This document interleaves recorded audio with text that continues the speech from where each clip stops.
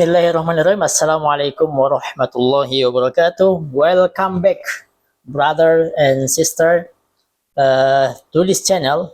Yeah, the channel that I try to learn how to speak, how to practice English by reciting Al-Quran Al-Karim.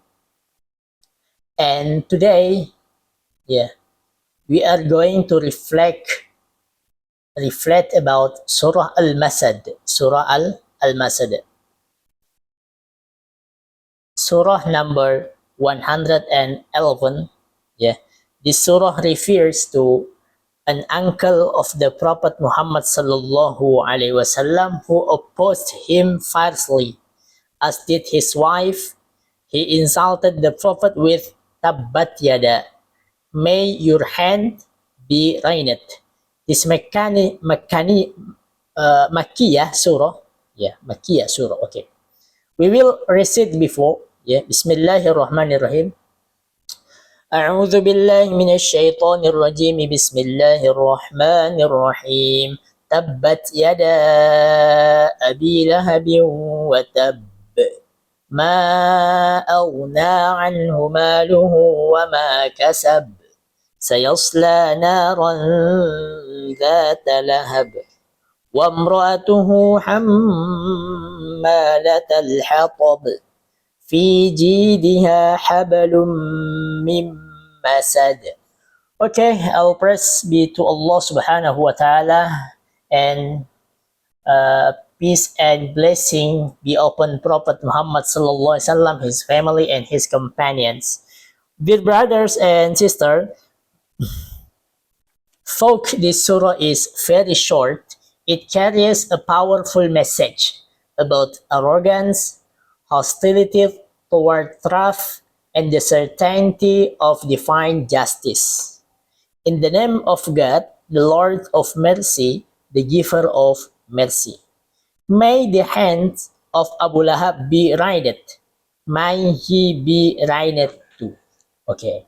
The first is, this opening verse is a declaration from Allah subhanahu wa ta'ala, declaration of divine condemnation. Yeah. The press talk about tabbat yada, two hands. Yeah. May the hands perish. Refers not only to physical hand, yeah, but all action, all effort, all influence. Yeah, is mean tabbat yada. Yeah. In Arabic rhetoric, the hands symbolize the power, yeah, the agency. So this is my hand, mean is this is your power. That is your power. How to use your power? How Abu Lahab uses his power in arrogance and something like that.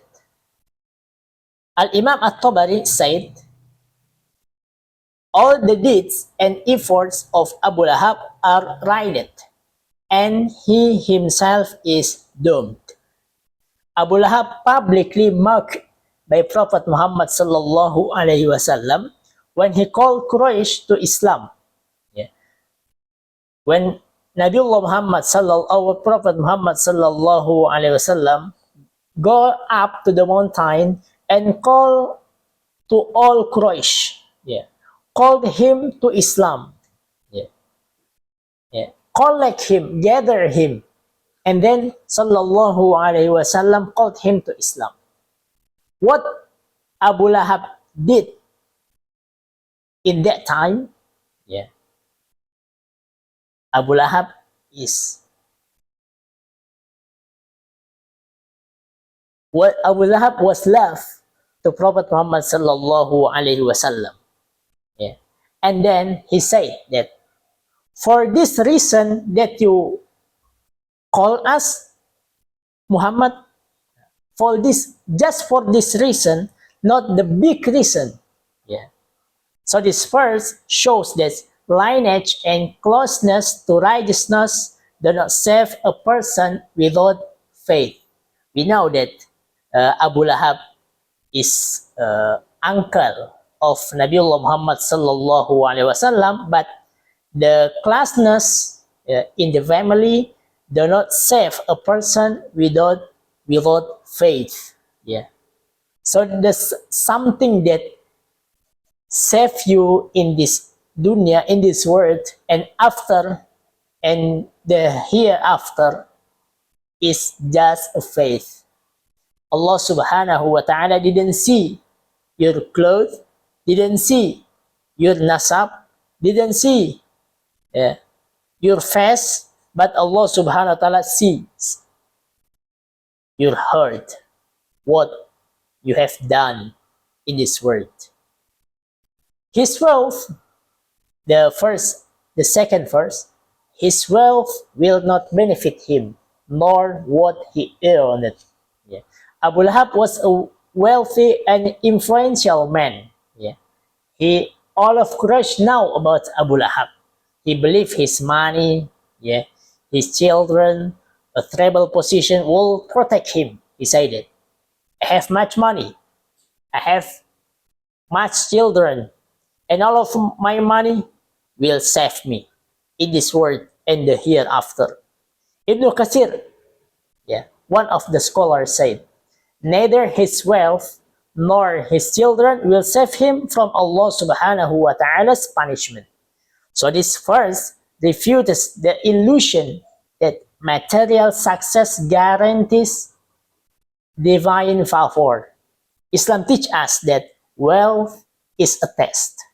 Your money, your children, your wife, that is a test from Allah subhanahu wa ta'ala. Not a shield against accountability. Allah will test you. Inna amwalakum wa awladakum. Innama amwalukum wa awladukum fitnah. Allah said, all of mankind, that your children, that your wealth, your money is test from me, from Allah subhanahu wa ta'ala.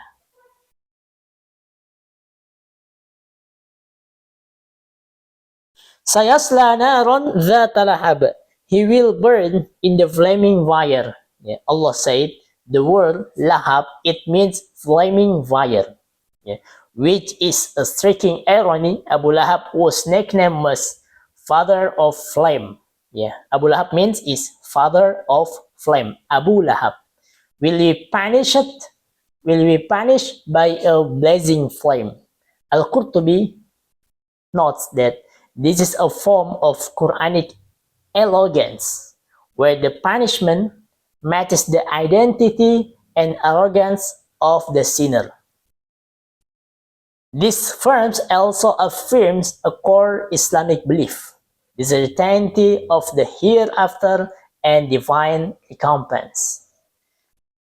The next verse, Allah said, وَامْرَأَتُهُ حَمَّالَةَ الْحَطَبِ, and so will his wife, the firewood carrier. Abu Lahab's wife, named Jamil, actively supported her husband's hostility toward the Prophet Muhammad sallallahu alaihi wasallam. She spread slander, placed thorn in the Prophet Muhammad sallallahu alaihi wasallam's path, and incited hatred. We know that he actually she was very active. The press carrier of firewood, Hammalat al-Hatab, has two meanings according to the scholars. Literal, she used to place thorns, branches in the Prophet sallallahu alaihi wasallam's way. And the second is metaphorical. She carried gossip, hatred, provocation, fueling the fire of hostility. And the last verse, Allah said, في جيدها حبل من مسد, with a palm fiber rope around her neck. This verse describes a humiliating punishment. The robe symbolizes bondage, disgrace, and the consequence of arrogance. Dear brothers and sisters, so the key lesson from Surah Al-Lahab that I can tell you, the first is trust is not judged by family ties. Yeah. Abu Lahab, we know that he was the Prophet Sallallahu Alaihi Wasallam's uncle. Yeah, but he one of aduun min adubillah. The second, wealth and status do not save from accountability. Yeah, Allah didn't know your status. Allah do not know about your wealth, but Allah will see your heart. The third is opposing truth knowingly is a grave sin. Abu Lahab recognized the Prophet's honesty but rejected him. Naudzubillah, summa naudzubillah min dhalik. And the last is the Quran speaks beyond his story. Surah Al-Lahab is not merely about one man. It is a warning to all who oppose truth with pride. Yeah. Dear brother and sister, yeah, Surah Al-Lahab reminds us that Islam is not merely about identity, heritage. It is about submission to trust, yeah, humility before Allah subhanahu wa ta'ala, and moral integrity. May Allah subhanahu wa ta'ala protect our hearts from pride, our tongues from harm, and our deeds from hypocrisy. Amin, amin, ya Rabbal Alamin. Thank you for you all. Thanks for watching this podcast. Not podcast, but this speech. Yeah. See you all in the next agenda, in the next chapter. Wassalamualaikum warahmatullahi wabarakatuh.